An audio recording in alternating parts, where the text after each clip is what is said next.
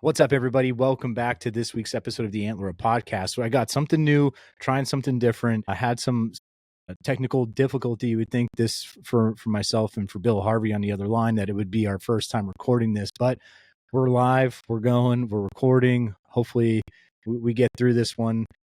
Billy from New York, where I think the only deer that live there are on your farm or you've already killed. I'm just saying. Yeah. And if they're not dead, they're running scared at this point. Yeah.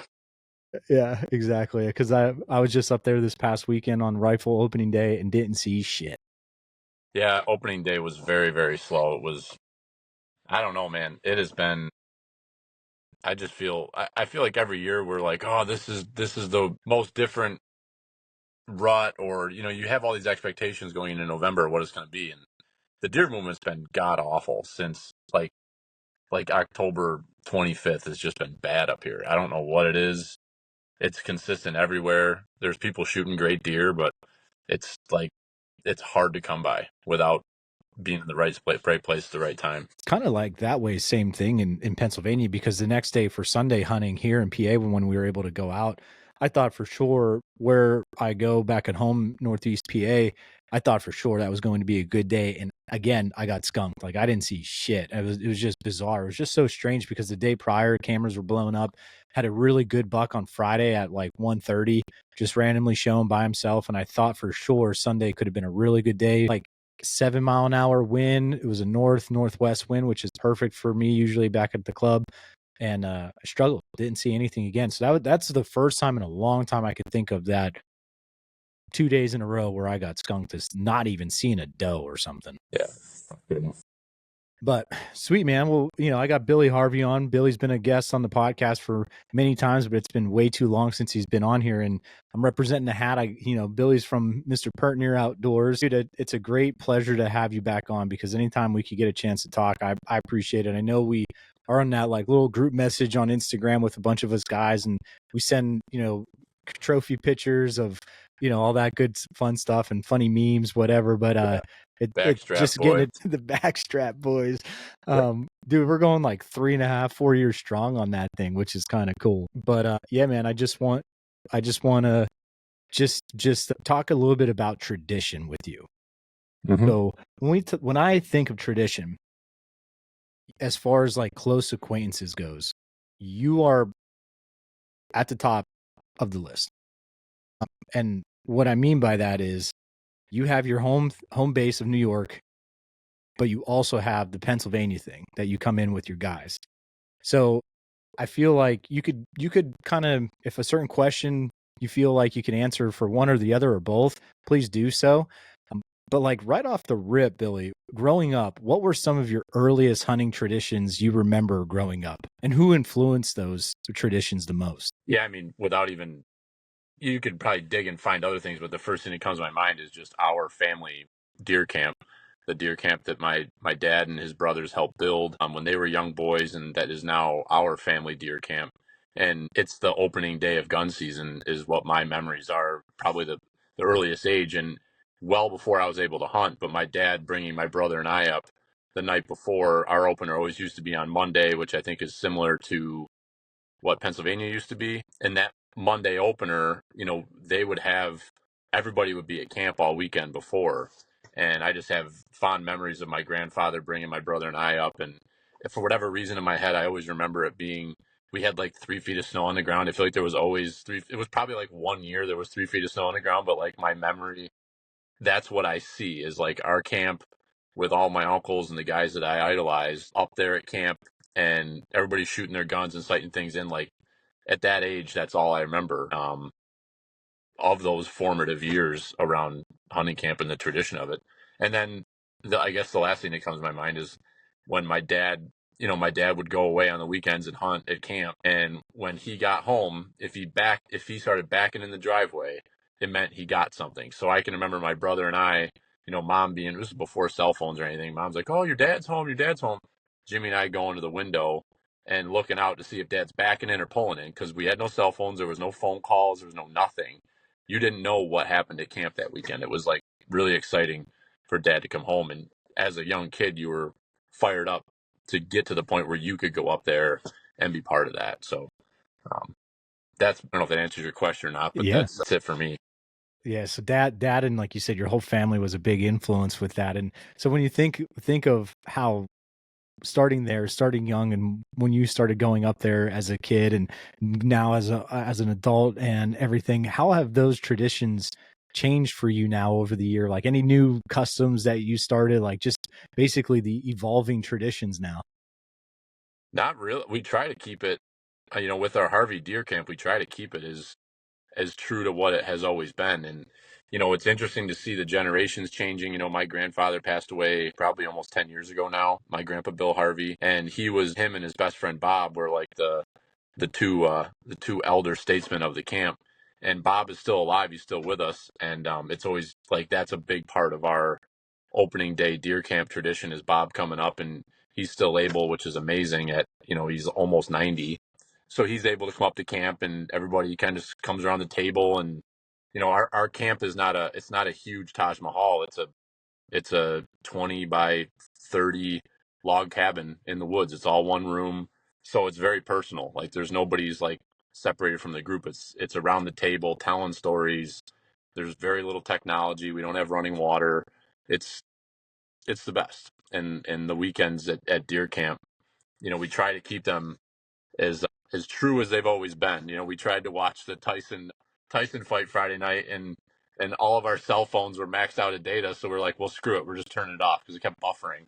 It's like it wasn't meant to be. We were supposed to sit around the fire, drink a couple beers, and tell stories, and hit the hay and get ready for opening day. But yeah, not try to keep the traditions. In many ways, we try to keep them traditional.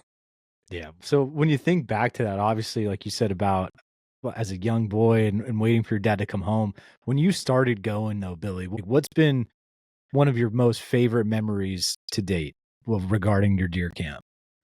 Probably the most referenced story at our camp, and it gets brought up every year, is it's probably going back like, I don't know, it's probably going back almost 10 years ago now.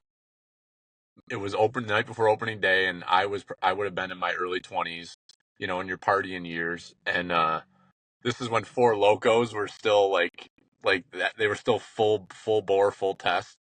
And long and the short, my dad had bought my brother and I new safety harnesses. We never wore safety harnesses before. And so we bought them, and we get drinking at camp, and I'm full of piss and vinegar. I'm like, I want to test this thing out. Hang me from the meat pole. So they took me out, and I put the harness on. They threw a rope up over the meat pole, and I stood on the back of the 4-wheeler, and they drove forward, and I fall down like I'm hanging from the meat pole. I got the headlamp on my head, and they're spinning me around, and yeah, I was screaming, "It hurts! It hurts! It's not fun! This is not fun!" So that's a good memory, Jarrett. And that story gets told all the time. But my car light just went off. But yeah, it's just stuff like that. Like the things that you don't expect that are gonna happen at camp that end up happening, and their stories end up living like in infamy. And Yeah. I think every time that any of us have a camp, you're like living, you don't want to try to create that. It's just gotta happen. Yeah.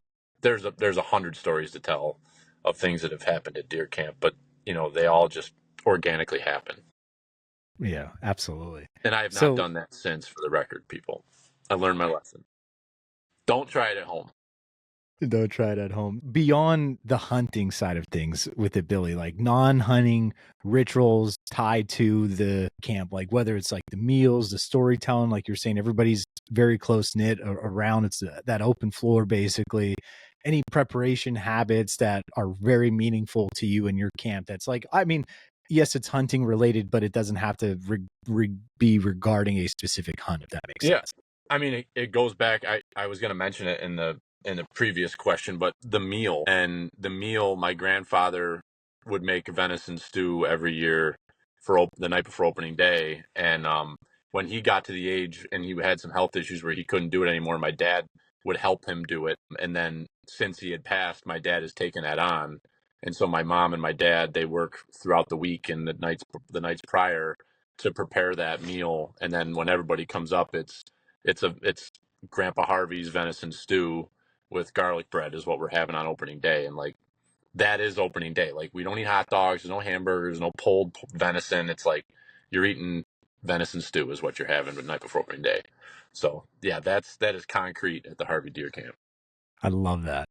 I love that, dude. And then the other aspect of, I think, what's really neat to see, and you do it in other forms, and I hope I could get to it by the time we're done. You guys do like a huge generational impact. Obviously, like you said, like your grandfather, and then was it like you were just saying, your like with your dad for so many years and everything along those lines. You have kids now. Like it's such a generational thing that you're involving them. So what's the one thing or aspect that you're hoping that you guys pass down, like you and your brother Jimmy, to his kids and to your kids? What are some things that you want to, make them partake in and pass down to them? Yeah, I mean, it obviously the traditions of what we do, whether they choose to be hunters or not, that's their decision. My dad never forced my brother and I into it, but it was the respect for where for nature, the respect for where your meat comes from. We grew up in a household that ate everything that we shot, we ate, Mm-hmm. and that's the life that my kids are growing up in, and I know my brother's the same, and the other guys in our crew. It's like when we shoot deer, we're shooting deer to fill our freezer, and I feel that gets lost a lot in the hunting space today, because it's all about, well, how big's the deer, and it's like, it's like, how full's your freezer? This weekend I shot 2 does, and like I'm just as happy as if I went out and shot a buck, because I know that I've got another 60, 70 pounds that I'm putting in the freezer, and my kids are going to help me cut that meat, and that's a huge part of it too, is the deer processing. We do all that ourselves, and my son Billy has been standing with me at the island in our kitchen cutting deer since he was 2.5, 3 years old. So like making the kids comfortable with that and understanding how that process works, I think is very, very important for our generation to make sure we pass down to our kids. Because we're certainly growing up. We grew up in a different era as mid Mm-hmm. 30-year-olds, and our kids are dramatically in a different era. So I think having that connection with their food is something that I'm very passionate about. Yeah, and that's exactly what I was alluding to earlier when I was saying I hope I could get to this, because I know you guys do a big day towards the end of the season where you guys all make different styles of food with the meat that you guys have, whether you're making sausages and different cuts of the steaks, and which is a really cool thing to see. And I those are like some of my favorite posts when you guys do that type of stuff, just to see like the connection with your family and some friends, and it's like a little mini community, and I love that little aspect of it. Yeah, it's what it's all about. We're starting our own little I guess restarting a crew here where I live, because I live an hour from my family, so I don't get to cut with them on a weekly basis. And we're starting up another small group here with Dallas and Brian and AJ and Brad and the guys that everybody hears us talk about and sees pictures of on the podcast. We're going to start cutting together. We're going to cut tomorrow night and just kind of get that tradition started. And our kids will be there, and get them all in there and get their hands dirty. So Yeah, I like that. So the last thing, like regarding that community aspect, and I guess maybe this is more directed towards, it could be towards New York, but also when you guys all come down and do Pennsylvania camp, how important is that community aspect of it? Just because sometimes like you hear about like, like hunting's a weird thing. It's like a country club a little bit. It has that feel depending on who you are, where you only let certain people in, and I mean that's anything obviously, but how important is that community aspect of it? Just because like when you guys come to Pennsylvania, man, it just seems like every year it gets bigger and bigger and bigger, which is really cool to see. yeah, I mean, the community aspect of it is everything. And I'll be honest, I mean, we've lost a few people over the years as our group has grown, that they don't like that aspect of it, which is fine, totally understandable. But if we have somebody that wants to come hunt with us, we're not gonna, you know, obviously you got to keep the group within a manageable size. But if we got a friend that's like, I'm really interested in what you guys do, I want to check it out. Like, we're not gonna tell somebody like, no, you can't. Like, if you're Mhm. somebody we know and we trust, and we'll bring you into the community. And once you're in, it's like you're in. Like, if the group likes you, you are blood. That is the way. It's Mhm. pretty amazing. Like in our Pennsylvania hunt, this is not something I started. I came into this with Brian and Dallas and their father. They had been doing this for 20 something years, but it was always just a small group of like 4 or 5, maybe 6 guys. Man, we started it started growing in 2016, 17 maybe, and we stopped staying at a motel and we got an Airbnb, and then that Airbnb, we filled it up with 9 guys, and then it went from 9 to 16, and then it was like, oh my God, we need multiple houses. So and it just has grown. And now we're up to, 20 people, and it's almost like at a threshold because we hunt as a team, we hunt together, and we design the hunts, we draw them up on topo maps, and it gets to a point when you've got more than 20 people, it is so hard to make sure everybody's in the right place, doing the right thing, staying safe. That's one of the most important priorities. But it has been so much fun. And that group, like the community stays, that group text, PA23, that group text is still going today. And we're all sending messages and sharing our successes and busting each other's chops. Like, that is what it's all about. And like, I'll take somebody like my brother. My brother has never left New York to hunt. And last year he came down to Pennsylvania for the first time after just constantly riding him to come check it out. And like, just leaving, getting away from home, getting away from what he's comfortable with and experiencing something like that, like, he's hooked. And and that's, I think we've talked about it, and it's cool to hear you guys talking on the podcast there the last couple episodes about your new traditions you're starting. Like, anyone can do this. Like, find a friend, start it out with a couple people, and it will grow because people will want to be part of that with you. Whatever you want it to be, whether it is just a 1 or 2 person thing, or it could be a 10 or 20 people hunting camp. Like, you can make those traditions into whatever you want them to be. I love that answer. And kind of to wrap up that the little kind of rapid fire there, Billy, is, what traditions do you want to keep alive for sure? Like, what do you hold close to the chest? I mean, I feel like keeping deer hunting a group endeavor for me is something that I don't want to change. It is a lot of fun to sit in a stand on October 30th for 10 hours and hope and pray you're in the middle of the craziness. But there is nothing better than what we did yesterday as a group, hunting at my buddy's farm and shooting 6 deer, 2 good bucks, 4 does, a coyote. Everybody's shooting, everybody's seeing deer. Like, that is what this season's about. And at the end of the day, we also can't forget that we are here as hunters to be a participant in this conservation world that we're in. And you can say you're a conservationist, but if you go out there and you only shoot 1 deer a year and it's got to be a giant buck, well, you're not helping be a conservationist, because our states have put into us that they need us to harvest deer. And I think people need to not lose sight of that. And if you hunt for different reasons, everybody can hunt for their own reasons. But for me, it is meat on the table, feeding my family, and being a part of that, being a part of the environment, and being an active participant. I like that. And the last question, who's winning, you or Jimmy? Well, I'm winning right now. I got 3. He's got 2. He's got 2 bucks. So, him and I will always he's done argue. already? He's done Yeah, already he with the tagged bucks? out. He shot it. Yeah, I haven't had a chance to post any pictures from the weekend. He shot a nice 8-point yesterday. It was crazy. We got done with the drive, and we were done with the drive. We had pushed this block of woods. And I mean, this is ag ground, thousands and thousands of acres of tillable ground, and there's a 40-acre block of woods amongst all of it. And we pushed that block of woods, and we're at the end, and Jimmy texts us all and says, "I got 2 bucks fighting in the woods behind me," the woods that we just pushed through. And so he ends up watching these 2 bucks fight, and then he grunts at him, and both the bucks came to him when he grunted, and he shot the bigger of the 2 8-pointers. And he's just like, he goes, "It was an amazing hunt. I couldn't not shoot that deer. It was an amazing hunt. Everybody saw deer. Everybody had opportunity." But yeah, so Jimbo's got 2. I got 3. But those numbers will grow as we continue on with gun season here. So nice. I saw a freaking hammer yesterday, buddy, and he doubled back on me in the drive. I was the furthest pusher coming in, and I was like 30 yards from him. He was huge, probably one of the biggest bucks I've ever seen. Oh.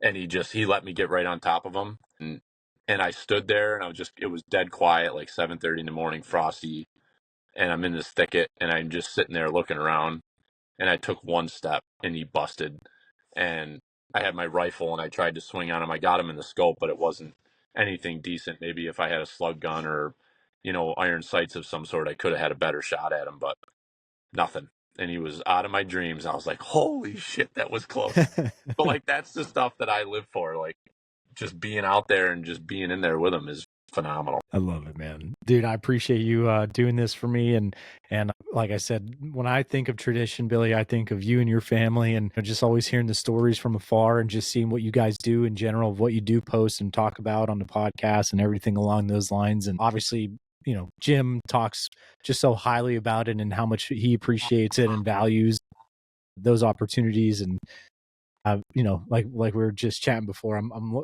looking forward to next year again, donating some money to New York, because we'll see what happens next year. We get a chance to come out and visit the beautiful country that you guys got going on. Yeah, 100%. I appreciate the opportunity to get on and talk to you guys. Thank you.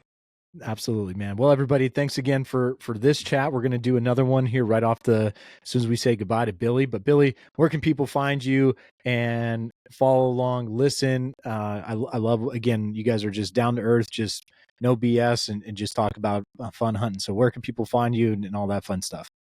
Yeah, Pertnear Outdoors Podcast. That's Pertnear, Pertnear Outdoors. I have no clue, couldn't explain to you where the name came from, but that's on Spotify, all the major podcast platforms, and then we're on Instagram too, is where we post most of our stuff, and Facebook as well. So, yeah, appreciate you having us on, and good luck the rest of the season, and make sure you keep feeding them, buddy. Feeding them. Thanks again, everybody. Antler See you Up. there. What's up, everybody? And we're back to the other side of the podcast now, where we're on basically the other half of the episode, and I'm joined by Brandon Miller from the Everyday Outdoorsman. You can catch him and Grant, just going through Maryland, going through Pennsylvania, filming. Brandon's been on the podcast now a couple times, and I just told Brandon, just like you just heard previously with Bill Harvey, there's a couple people that I'm associated with some form or fashion where they've been on the podcast, where I've talked to them in person or good friends with them, and I know how much hunting means to them. I know how much that tradition, even if it's not a deer camp tradition, is some sort of tradition with deer hunting. And Brandon, you're one that's on there, because I just always love hearing your stories when you talk about you and your dad and you go up north and do all those fun things. And so that's why it's a great pleasure to have you on. And selfishly, I get a chance to catch up with you real quick, man. So how the heck are you, dude? Doing great. Hey, thanks for having me on. And yeah, it's been a long time since we've chatted, but man, I'm excited to talk about some traditions and talk deer hunting. Always excited about those two topics. Yeah, man. So I guess right off the rip, Brandon, how are you? How is your season going? How's the season going now with the baby and being dad life? And how's everything going, dude? Yeah, so life's been pretty crazy. Yeah, we have a young daughter. She's really growing up, growing super fast. Time's flying. It's been a ton of fun. On the hunting side of things, haven't been able to get out a ton, but more of that weekend warrior stuff, kind of like I've talked about in the past. Saturdays when I can, a couple days here and there during the rut. It's honestly been one of the toughest seasons I've ever had. I've gotten one doe down, shot her early in muzzleloader season. Been hunting with a longbow for most of the season. In the off season, I built a longbow and just been trying to kill one with it, and it's been getting really tough. I've been close to killing one deer. It's a small deer or a small buck down in Maryland, but just haven't been able to seal the deal yet. But it's been a ton of fun just seeing that whole process come to fruition, building a bow and just taking it out in the field and trying it out. So it's been fun, but it's been a really tough year and a challenge trying to get on deer.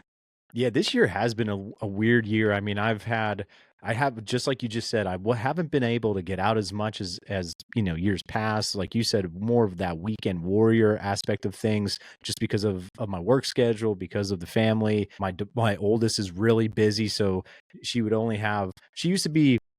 She's doing the same amount of things, but they're different timing, and it's not working out where it's easy for me to go out and do things and maybe pick her up and have my wife just be with the baby, all that type of stuff. So Yeah. Same thing on that side of things, Brandon. And for those of you listening, if Brandon's new to you and if you haven't caught him on the podcast before or follow online, and how he mentioned about creating and building his own bow, like you do some beautiful fish nets, you do your own work with that as well. So how long have you been really tinkering around with that woodsmanship? Well, I shouldn't say woodsmanship, I should say the craftsmanship with that. Yeah, so I started at a young age. My parents always tell the story that I was using a utility knife at 5 years old, and I learned pretty quick that they're pretty sharp. Cut myself multiple times, but no, I've been really into woodworking from an early age. But as my skill has progressed, I've gotten more into the fine details of it. This bow, it took me 8 months to build, and I put my heart and soul into it. It became a canvas. The whole thing is painted. It's just an art that I enjoy. And the fishnets, yeah, I've created a bunch of fishnets. I only make probably 2 or 3 a year because they take me so long. But I just enjoy that. I enjoy fine details. I'm an engineer by trade and a perfectionist, so those fine details just make it what it is to me. And it takes forever for me to think, yes, this is perfect, and I enjoy what I created. Yeah, dude, that's awesome. Well, I definitely check out his stuff on that regarding on social media because, like you said, those fishnets, some of them, man, are just so beautiful. And I got to see what your bow looks like too, just to see what kind of beautiful piece of work you made with that. So let's get into this, Brandon. What people really want to hear and hear this unique side of different things. And that is talking about tradition, talking about maybe deer camps and what it was like and what it is like for you now and what the future you hope it holds, those type of things. And kind of to start it off as far as that first question goes is growing up, like what were some of your earliest hunting traditions that you remember and who really influenced those traditions the most to you? Yeah, 100%. My dad and my grandpa were huge impacts in my life early on. We've had a camp up in Potter County since the late 60s. My grandpa pulled a double wide trailer up there.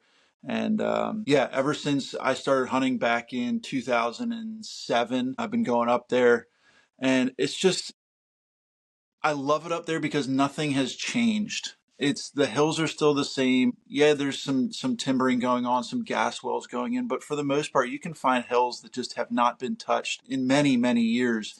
And the traditions are still flowing. We have a lot of the same people still going up there. My grandpa has passed away since we've started. Yeah, the traditions still just continue to flow up there. The deer are getting bigger.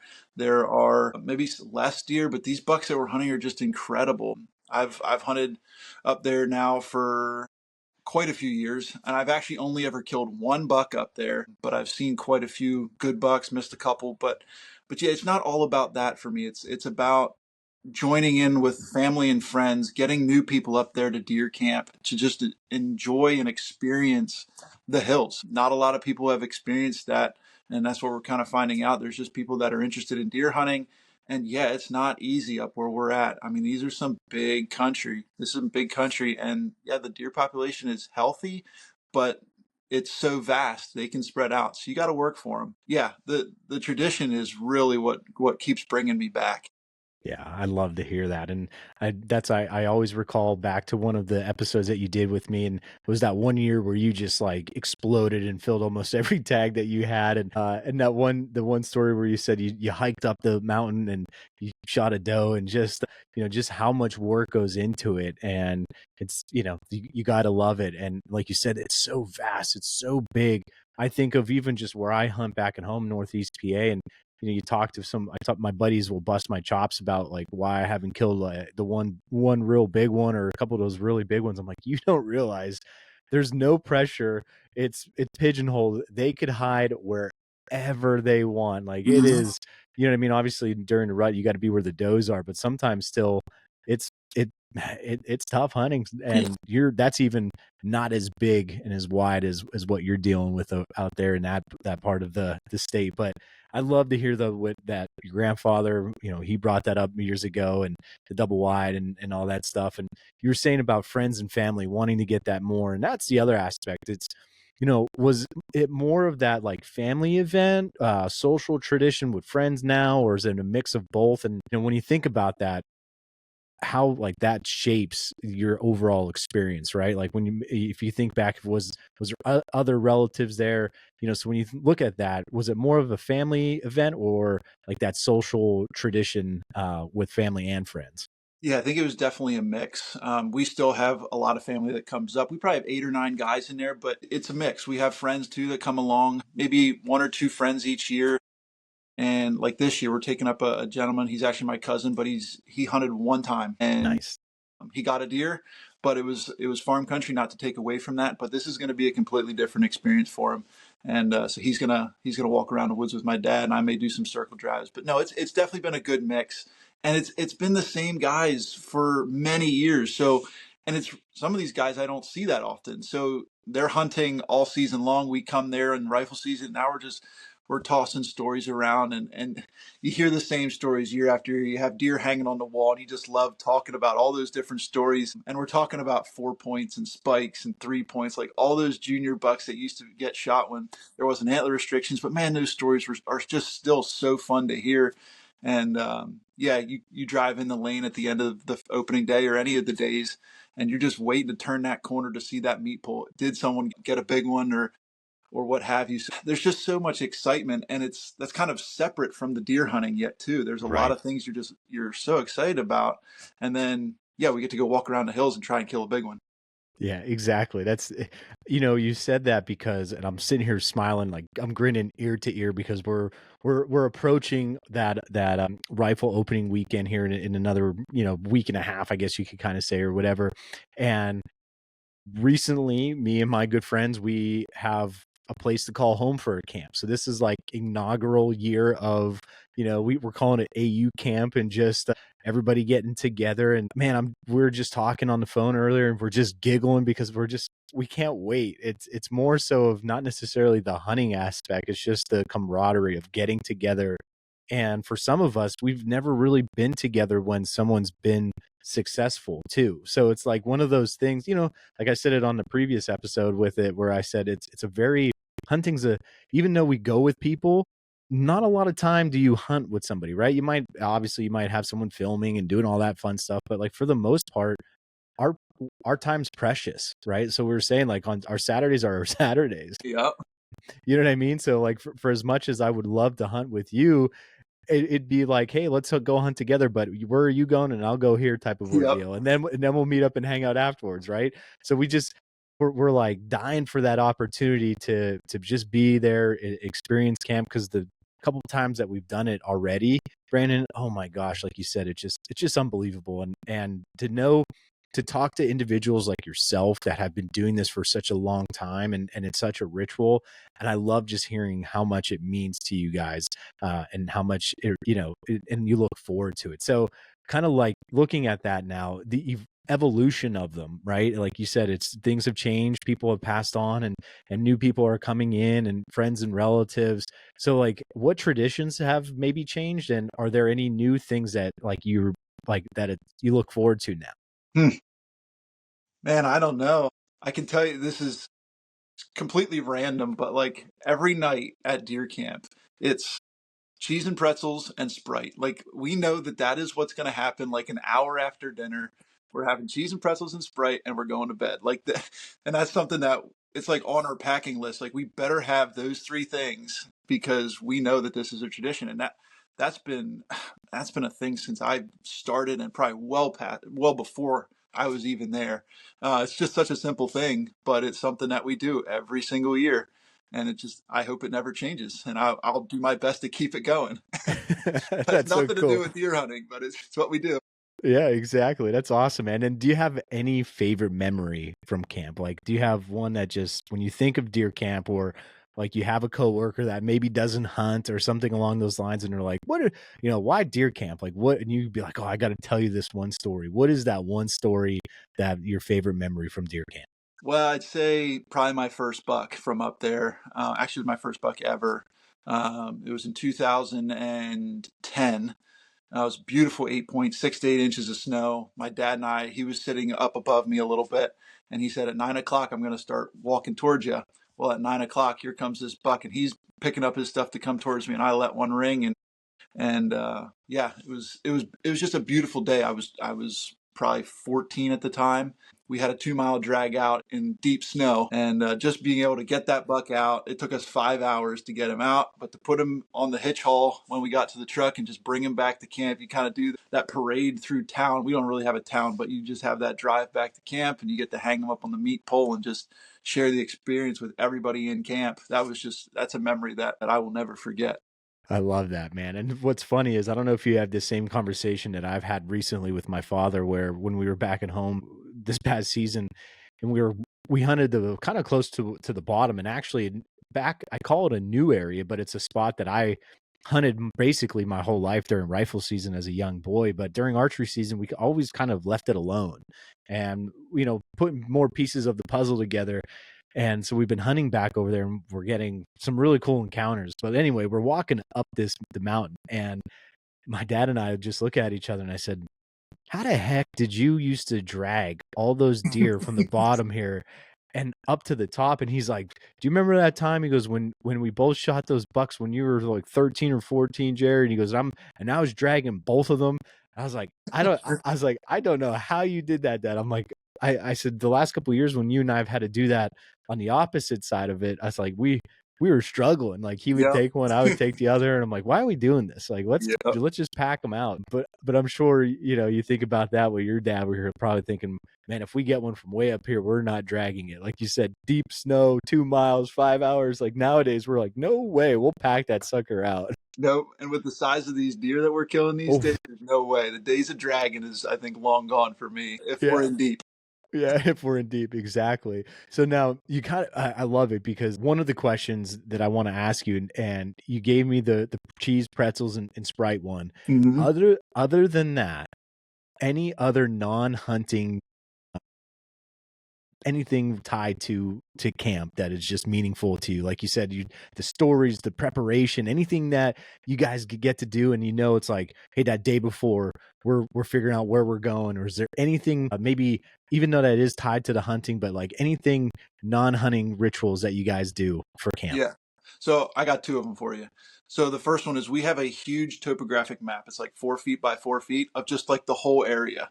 So like we're kind of all gathering around this thing at night, just like, okay, I'm going to be here at this time. We're going to be shifting to here, and we're just going to see what's in this thicket and this ravine. So that's pretty cool. Just kind of the camp comes together and we're just ironing out what everybody's doing in the morning. Now, most guys in camp, like we have our spots, if you will, where we go. But like second and third day, where we're trying to find the deer, see if we can get them moving, we're all gathered there, just huddled around that big topographic map. And the second one is we have a photo album of, I would say, probably 95% of the deer that have been killed in our camp. And that's going back to the 60s. So we flip through that each year too, just looking at all the deer and all the history with the old cars, strapping them to the roof. You have 10, 12 deer hanging from the meat pole. Some years you have snow, other years it's just pouring down rain. It's just cool to see all the stories and all the years and that history there that's just been built and continues to be built. I love that. That's so cool. And that's a good thing that like we took a photo from our like first weekend there at camp when we all were able to hunt and do things like that, and we kind of had that same thing, like, man, any deer we get, we want to take photos, we want to do all that fun stuff. So that's exciting to hear that you guys do that. And now here, let me ask you this, Brandon. So your daughter's very young. I'm sure some of the people that still go, they're going to have children or have children. That generational impact, like you think about what it meant for you, right? And you don't even know if your daughter will end up being a hunter or anything along those lines. But like within that circle, what traditions do you hope you pass on, or that like your group of individuals within your camp want to pass on to that next generation? Yeah, absolutely. So like specifically talking about my daughter, like I want the best for her. Like I don't want to push her to do anything that she doesn't want to do. I want her to experience things for herself. But like in these early years, like I've taken her fishing. I have a backpack that I have her on me with fishing. We've actually went out shed hunting and found a really nice shed together. And she doesn't know. Like she's a year and a half, so like she doesn't know what's going on. But she just loves being outside, pointing at things, talking in my ear, and just passing on the love for the outdoors, whether that's hunting or just being outside. I feel like that's super important because I love to do those things, and she really enjoys animals and just being outside. So maybe she'll be an animal lover. I am too, but like just maybe she won't like to go hunting, but just being outside. And I think it's not necessarily about the outdoors. It's also about spending time with her. Mm. So I feel like that's super important too. Whether she joins us in deer camp someday or not, it doesn't really matter to me. But just passing on that love for the outdoors would be pretty cool, I think. Yeah. And I'm Well, trying to instill those things in her as well. That's awesome, man. I love to hear that, and that's a great outlook with it because my daughter loves to shoot. She wants to go hunting. She wants to learn, and she's doing her own thing right now. Like I did it wrong where I skipped the last 2 years so that way next year I could get her last junior license before she wants to take the license if she wants to do that. But Mhm. even like this year, she knows about camp now. Like she knows we have a camp, and she's like, "Can I go? When can we go to camp?" Yeah. But like you were saying, she doesn't have to partake in quote unquote deer camp. She doesn't have to partake in the actual hunting side of things. If she just wants to come up and spend time with dad and the guys and Yeah. whatever it be one day, then like that's pretty neat. You know what I mean? Like you said, you're instilling that love and enjoyment for the other things along those lines. So I Mhm. like that. That's a good outlook on that. So kind of to wrap things up a little bit, like I was saying earlier, we do the hunting thing. We're out there on our own, but yet there's this camaraderie and awesomeness that we kind of do as a community. I guess you could kind of say, how important is that community aspect of like the hunting traditions? Just because obviously you're coming from the state of Pennsylvania as well. It's newer to me to have this kind of camp style thing, and being a teacher, it's tough for me to take off during the week. So I'd love, for me personally, I still am a big proponent. I shouldn't say a big like person that goes for it, but if it were to change one day again and move to the Monday opener, like I'm going to have to take that day off, which I would Mhm. suck it up and do that because where I work, they got rid of that day. They're like, oh, you guys go now, Saturday, Sunday, we're back to school Monday, basically. So like with that, I love that. But that's something new. It's community. It's a tradition, and you hear both sides. So how important is the community aspect of your hunting traditions? And you could solely talk about just your camp too, Mhm. basically. Yeah, man, I think it's bigger. It's much bigger than the hunting. Hunting is such a small portion of it. One thing my dad always instilled in me is like we go to work, we make money to fund our hobbies. But like funding relationships is almost more important than funding earthly things, if you will. Mm-hmm. So I feel like that community and getting people into the deer camp is just so important because like we said, it's a community, it's a brotherhood, it's a sisterhood of just getting together and fellowshipping together, and then we get to go out and deer hunt, and that's kind of like secondary to the community. And I think the hunting tradition deer camp kind of goes in ebbs and flows, and I feel like we're starting to kind of come out of a valley right now. Like with my grandpa and his generation, everyone went to deer camp. You just saw tons of people on the highways on it would have been Sunday night just heading north and heading to those deer camps. And then once that generation wasn't able to hunt anymore or they were starting to pass on, it just kind of started to decrease. But now like guys like you and other guys that we see on social media, they're really they want to experience deer camp like the old days. And I feel like it's just starting to climb out of that valley, which is really cool. So I feel like bringing those new people in to experience it. Maybe it's just one time they experienced it, but they were there. They were out in the hills. They were built into a community that they felt included. And I just feel like that's invaluable. Like you can't buy that experience. Yeah, I love that, man. So before we get off and say goodbye, Brandon, when you were successful on that first hunt that you said when you were like 13 or 14 with your dad and you dragged that deer, what rifle were you using? I was using a 243, Remington Nice. 243, Yep, awesome. And then now what's your go-to right now? Remington 30-06. Attaboy. I like it, man. Awesome, Brandon. Well, where could people follow along, see you on YouTube, on social media, if they're already not doing so? Yeah, check us out at the Everyday Outdoorsman on all social media platforms. Got a lot of content already out there this year and a bunch more coming. Awesome, man. Thank you so much. Thanks again, everybody, for tuning in. Go check out Brandon and Grant and the guys over at the Everyday Outdoorsman. Like you said, awesome stuff, and there's a lot to watch. So check them out. Thanks again, everybody. Have fun at deer camp. Be safe. Make sure you're shooting straight, and antler up.